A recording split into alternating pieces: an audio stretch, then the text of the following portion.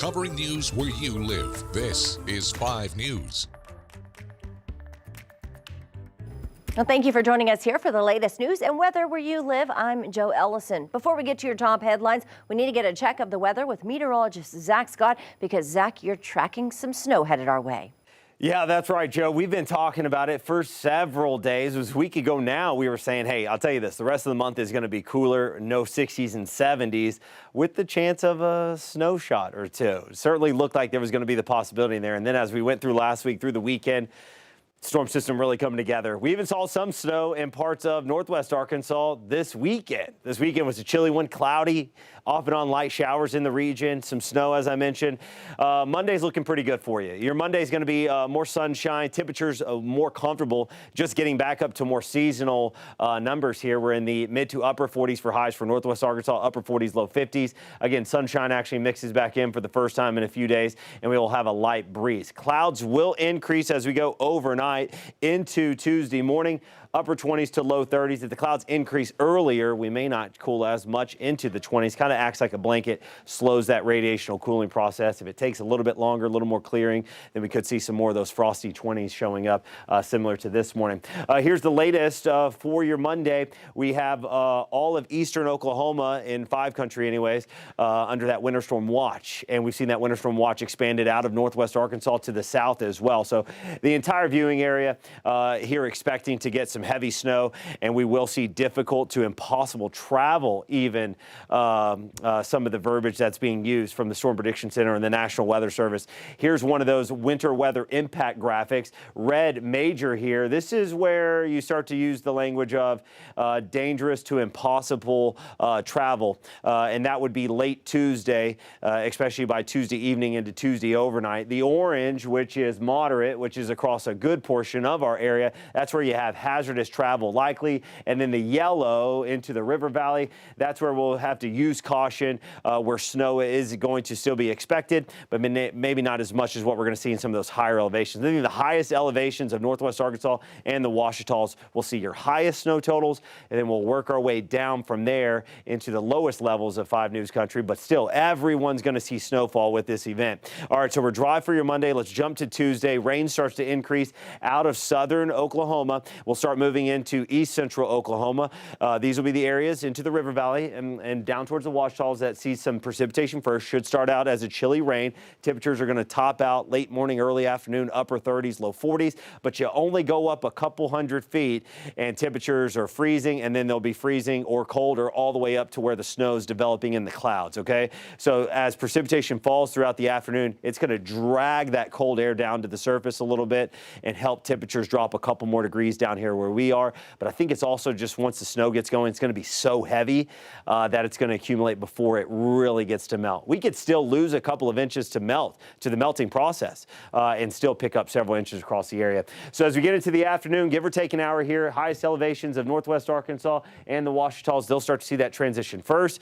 Chilly showers and downpours scattered elsewhere. As we go later into the afternoon, into the evening, we'll overall see that snow continue to expand across the area, and then a river valley will hold out the longest. By late evening, overnight, everyone sees snowfall. And again, you see some of those darker blues in there. There will be heavy bands that set up scattered around western Arkansas and eastern Oklahoma, and that's what's going to mess with those totals a little bit. But again, everyone's going to see at least a couple inches of snowfall, and then we'll work up from there. Most of the activity is off towards the northeast by Wednesday morning, with some lingering flurries, cloudy skies, and chilly temperatures with a lot of snow on the ground, especially for some, again, as we get into Wednesday. Here's the latest thinking on the snowfall totals. We have bumped this up as of Monday morning. We have areas in Benton and Washington counties, Washington and Madison counties, the Boston Mountains, higher elevations. We think you're going to have a good shot to see 5 to 9 inches, maybe even some locally higher amounts. The rest of northwest Arkansas, mostly in that 3 to 6 plus inch range.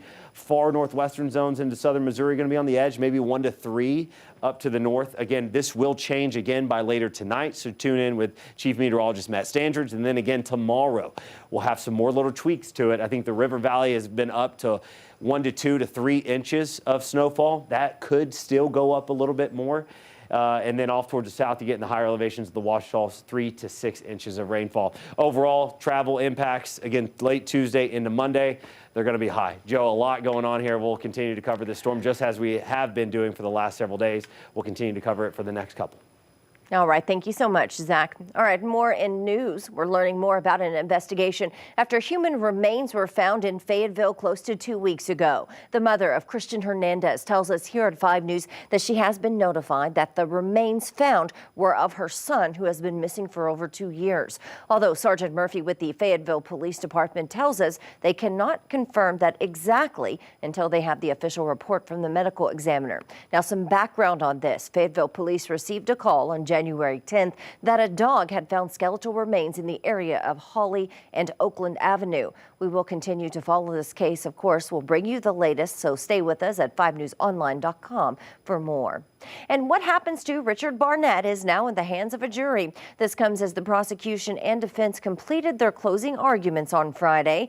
Barnett, a retired firefighter from Gravette, has been on trial in D.C. for 2 weeks. He faces multiple charges in connection with the January 6th breach of the U.S. Capitol. The jury will begin deliberations on Monday morning.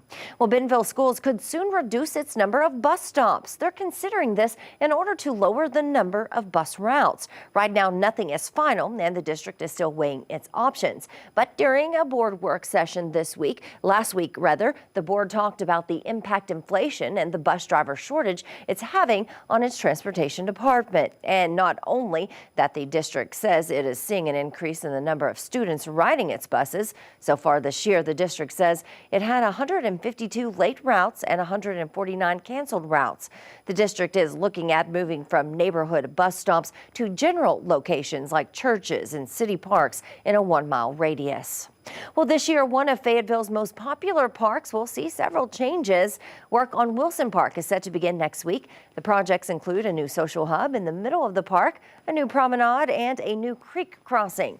The existing restroom building will be demolished, and a new pavilion facility that serves as a gathering place for the park will be built in its place. The new structure will also feature a community information board and changeable mural. The demolition phase will come after fencing of the construction area and measures to prevent stormwater pollution.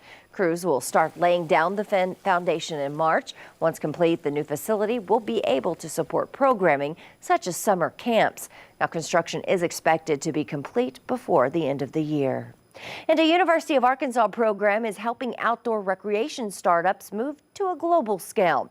Jose Carranza introduces us to 2 of the companies and tells us why they're thankful for the program.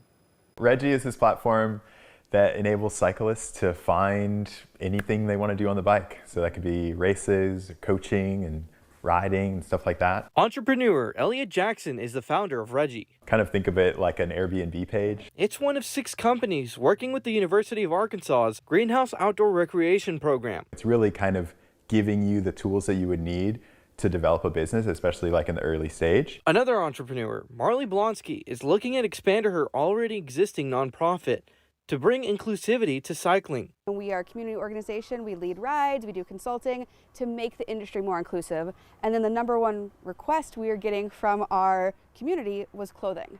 So I said, okay, let's make a clothing line that fits all of us. It's an issue she says her community faces all the time. If you're any bigger than me, which I'm the average size of a woman in the US is size 18, that's my size, you can't find it in most places. Now, all 6 companies will receive help from the U of A program to help them scale globally. Most of us that are in the cohort don't know the first thing about starting our own business or being a small business owner. So they're really taking us from ground zero up to hopefully production and launch. And more than just training, each will receive $15,000 in non-dilutive seed funding, meaning owners won't be required to give up equity. A lot of time in like an accelerator, it'd be like, okay, we're going to take some equity in your company, which then puts you on the path of like venture capital and raising more money. Covering news where you live, Jose Carranza, 5 News. Well, thank you for joining us here for the latest news and weather where you live. I'm Joe Ellison. Make sure to join us again tomorrow right here for more. Have a great Monday.